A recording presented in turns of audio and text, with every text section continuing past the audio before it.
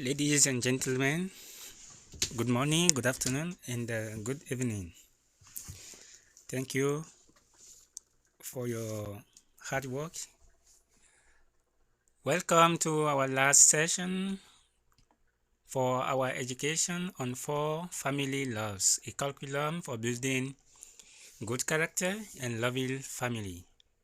Today we are going to cover chapter 12, the last chapter of our education, part 1. And today's chapter is titled The Family and World Peace. Here we go. Sexual immorality destroys families and children. The degradation of sexual morality among adults destroys families and leads to the ruin of children. This is what Dr. Sun Myung Moon had said, and it is true. Hungering for love. Children who do not receive true love when they are young live their entire lives hungering for love and suffer emotional pains. And that is true. We can feel that those children who did not live or who did not receive love for their parents miss something. We can feel that on them in the society. Not only that, unserved children don't have the opportunity to learn the lofty moral duty that they must fulfill for the family and society. And not only that, but children who did not get love from their parents don't have the opportunity to learn how to be loyal, how to serve his family and his society. They miss this. The decline of marriage and failure to prepare the next generation for the responsibilities and commitment of marriage and parenting is cultural suicide. So it is very important to notice that due to the decline and also due to the failure to prepare for the next generation, the responsibility and commitment of marriage and parenting is cultural suicide. So it is very important we carry out our duty, our responsibility to show to our children, our generation, our next generation, how they should take into consideration the importance of marriage of blessing. How do you develop economically and to maintain moral values? We can see this is like unfinished house. In the fruit of prosperity are seeds of destruction. So why? Why prosperity? And then why without principles? We are going to talk about that. It is easier to be selfish, immoral, very, very easy to be selfish without thinking about others. Very simple. The amount of constructive energy which a culture displays was directly proportional to the intensity of premarital abstinence and post-marital fidelity displayed in that culture. As you can see, selfish love destroys civilization. The example of Roman Empire, the example of Greek Empire, and then here the Prince Charles of Wales presents the Templeton Prize to Laura Sachs on June 6, 2016. Because according to the Prince Charles of Wales, there is important on the marriage, on the fact of keeping the morality. Failing birth rates could spell end of the West. He said, Law Sachs said like that. The decline and fall of both the Greek and the Roman empires was contributed to falling birth rates because Nobody wanted the responsibilities of bringing up children. So that's the problem. The Roman Empire and the Greek Empire failed because of loss of birth rates. Why? Nobody want to carry out the responsibility of bringing up children. They don't want to get married, but they want to have sex. They want to give birth to sex outside marriage without parenting. So all these problems create the fall of those empire.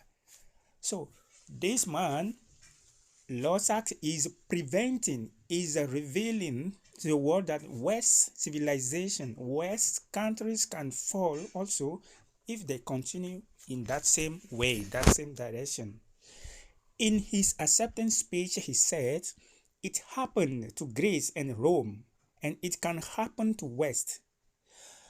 The sure signs are this: a failing birth rate, moral decay, growing inequalities, a loss of trust in social institutions, self-indulgence on the part of the rich, hopelessness on the part of the poor, unintegrated minority, a failure to make sacrifices in the present for the sake of future. These are the danger signals, and they are flashing now." So we should understand that empires of Greece and Rome has failed because of not taking responsibility, because of loss of rates of birth rates, because of the high rate of immorality. These are some statistic, not some documentation. The discovery of a mass baby grave under Roman bathhouse in Ashkelon in Israel. They have aborted. They have destroyed some pregnancies, many pregnant in the past. So that was some of the reason those empires failed.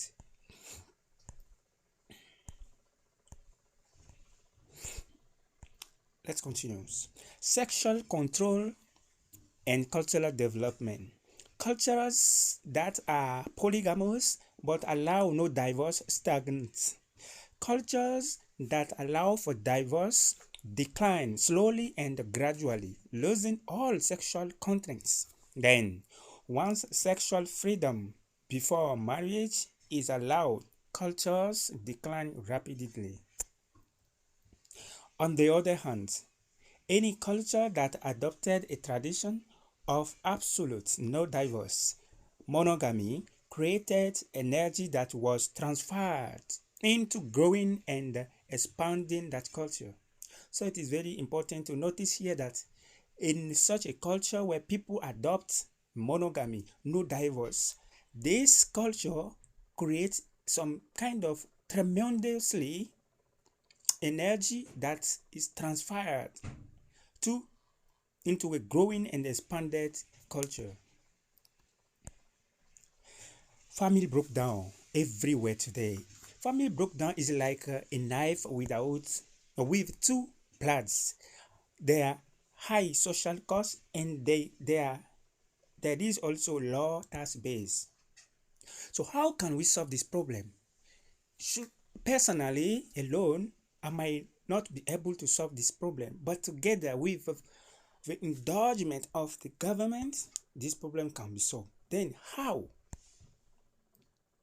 If we cannot solve this problem, then world peace is not possible, because civilization will continue to rise and fall. So why prosperity without principle? It is easier to be selfish, as we said before. So now, what are the principles? Universal principle of peace, dual purpose principle, and pair system principle. When there is a dual purpose principle, there is a principle of goodness, where there is the principle of living for others. And when there is a pair system principle, there is a principle of true love. Man and woman unite, serve one another. Sacredness of marriage. Celebrate marriage. Why should we celebrate marriage? Why should we support any project, any program of marriage? So we must celebrate marriage together. Interfaith Peace Blessing Festival. This is the most important part that you should not miss. Why Interfaith Peace Blessing Marriage? As you can see here, it has started in Korea and it has been expanded around the world, even in the United Nations in New York City, US. Father Moon and Mother Moon have conducted such wonderful interfaith peace blessing marriage. It was done also in the Philippines at that time, in Kathmandu, in Nepal, in Korea, and today around the world.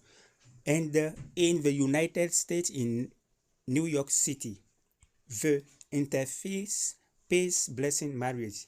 I would like to invite you to review our teaching today, our education, and when you have some question, then you can inbox or you can type your question in the comments.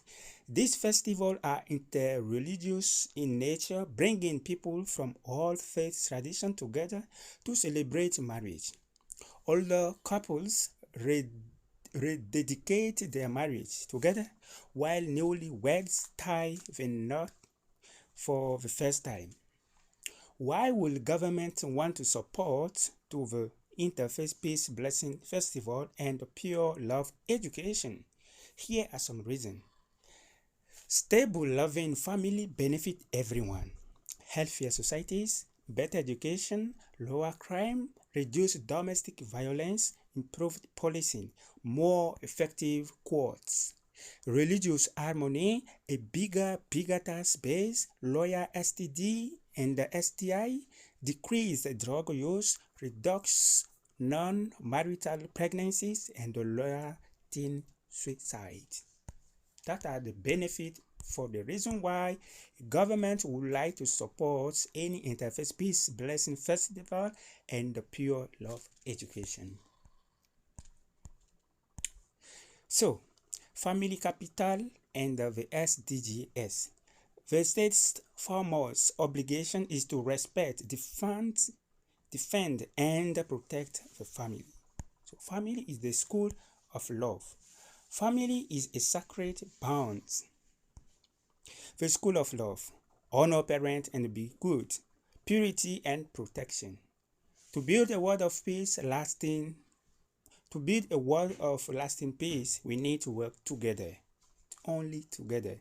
So, Youth Student for Peace is working so hard around the world to make sure that the youth are well educated, are well informed, and then are well prepared to carry on their responsibility to be a good parent in the future, a good citizen who can contribute, who can make progress in family, society, nation, in the world. Thank you very much for listening to us. So to conclude my message, Father Moon said in his autobiography as a peace-loving global citizen, he said this: the ideal is to bring about a world in which love is made real, and the family is the place where this love overflows. Thank you so much for being together with us from the first chapter until chapter 12. And this is just the beginning. I want to assure you that more interesting will be coming. So, not to miss any of our education, our session, please be sure that you go to YouTube and you tap Nepali Vena and you subscribe to our YouTube channel, okay? And same thing, you go to Nepali Vena, or you can type also I am an educator. I'm an educator on YouTube. You can see our YouTube channel. You click on that, you subscribe, and then you can see all our education. And then you can also share that link, because when you hear about something that can help you in the society, and it is an education, please be sure you share with your neighbors, your friends. Otherwise, there will be a challenge for you. There will be a problem for you if they are not educated as well as you. Thank you for being with us. May God bless you. See you tomorrow for another topic and another thing. Thank you, and God bless you.